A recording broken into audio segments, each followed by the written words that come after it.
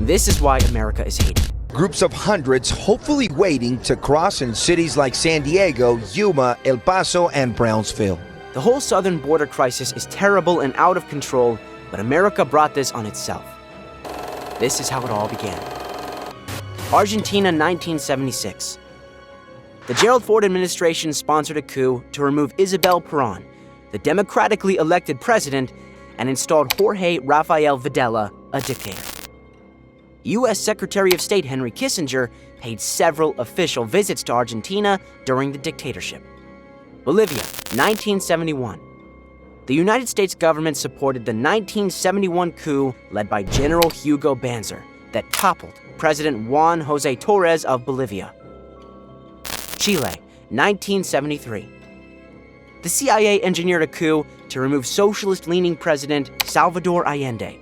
He was replaced by Augusto Pinochet. Cuba, Dominican Republic, Nicaragua, Haiti, Panama. See the pattern?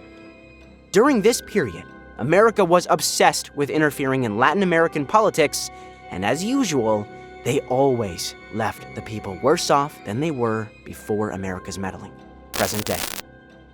It's March 2020. The Center for Disease Control and Prevention, CDC, under ex-President Trump invokes Title 42, a section of U.S. law that deals with public health, social welfare, and civil rights. It allows U.S. authorities to turn away asylum seekers at the borders. Not a new developments in the fight against the coronavirus. The White House is putting an end to the COVID public health emergency. January 2023. The U.S. government announces it will end the COVID-19 public health emergency on May 11th, 2023. A few days later, the Biden administration told the Supreme Court that the end of the emergency would also mean the expiration of Title 42. The Biden administration also announces a plan to accept about 30,000 immigrants per month from Venezuela, Cuba, Nicaragua, and Haiti, if they apply from outside of the country and meet certain criteria. But people from those 4 countries who seek to enter the U.S. through the southern border will be sent back to Mexico, having destroyed their countries politically, financially, and socially to create a heaven in the United States. It is no surprise that citizens from these Southern American countries consider the United States as an escape from crime, terror, and chaos in their homelands. The announcement to accept 30,000 immigrants from South America has created a rush by desperate South Americans for the American dream. But how was America so successful in causing regime change in all these countries? This is how they did it. In May 1944, Guatemala's poor citizens rose up against their corrupt military regime led by Jorge Ubico. They wanted a government which cared about the country and its people rather than a self-seeking and corrupt one. They took to the streets to demand the resignation of President Ubico.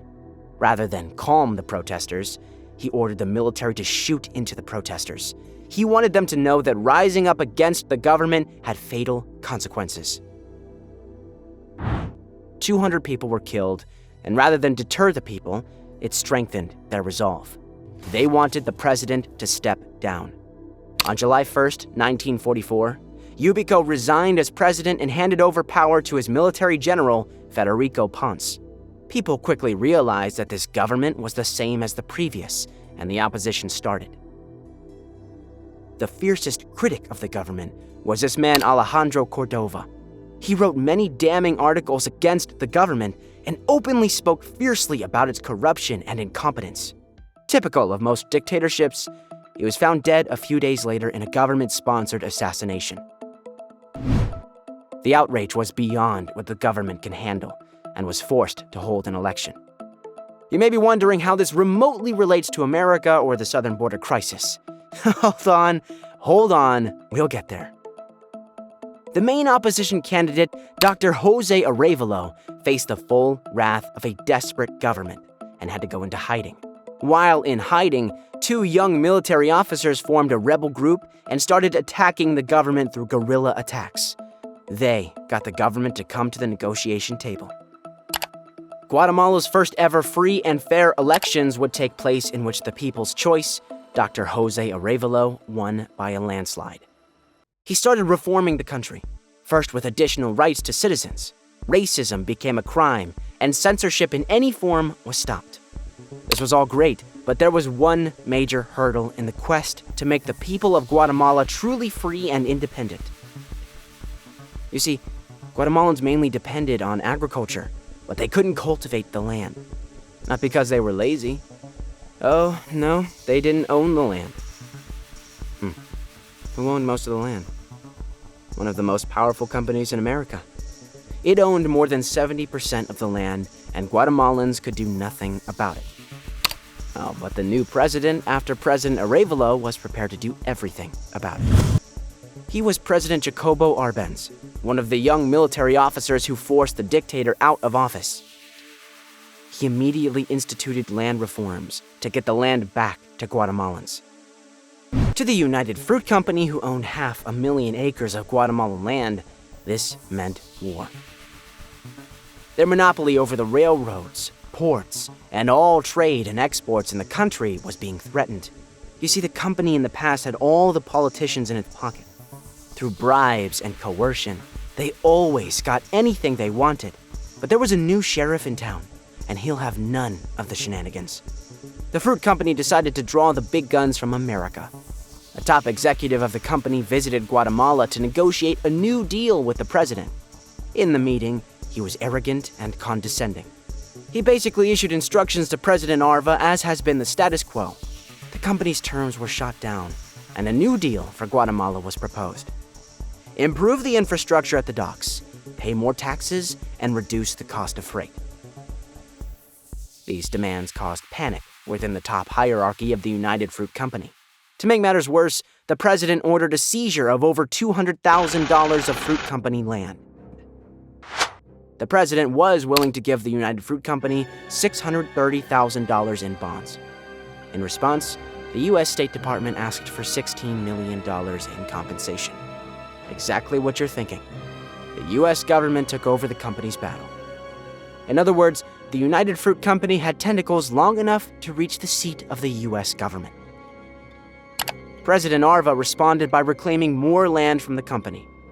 This meant Washington had to do something. With this report, the U.S. Congress was convinced they had to act before communism and the Soviet Union conquer the whole of America. The CIA initiated a covert operation, codenamed Operation Success.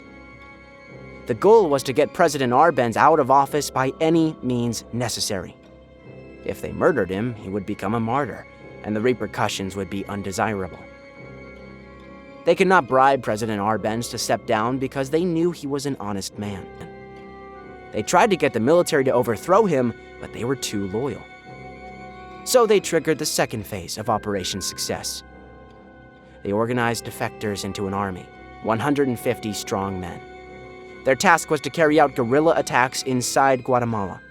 At the same time, the CIA planted Soviet-branded ammunition inside Guatemala, later to be discovered as evidence of communist activities inside Guatemala. The terror campaign was in full force. They wanted to scare President Arbenz and his troops to flee the country. If they refused, the scare tactic was to get Guatemalans to rise up against the government. For this plan to succeed, the CIA needed a puppet who would take over power when the government was overthrown. He had to be malleable and willing to work for U.S. interest. In Castillo Armas, they found their man. On the dawn of June 18, 1954, a plane out of nowhere dropped thousands of pamphlets over the capital, Guatemala City. The security forces began to pick them up, and in the pamphlets was a warning that President Arbenz was to resign by afternoon.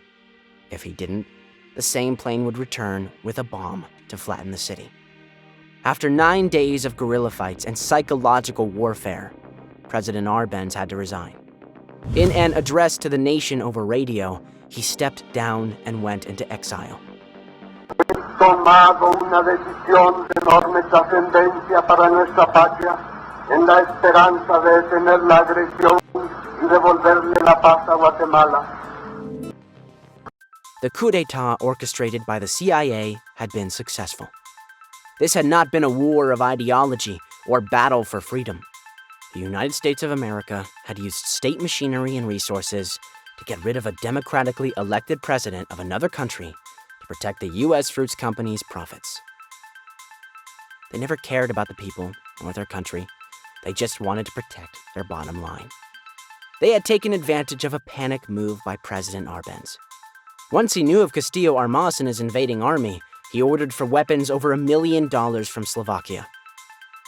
This was to get his country ready for what was coming. The CIA had intercepted information about this message and used it as a perfect excuse to attack President Arbenz. That move was literally a gift to the CIA. General Castillo Armas became president. He reversed the land reform, making his citizens poor once again. In the history of the world, that the communist government has been overthrown by the people. And for that, we congratulate you and the people of Guatemala for the support they have given. Nixon praises Castillo Armas, the president of Guatemala, for overthrowing a communist regime. In other words, the Arbenz regime was not a Guatemalan government. He didn't rule for long.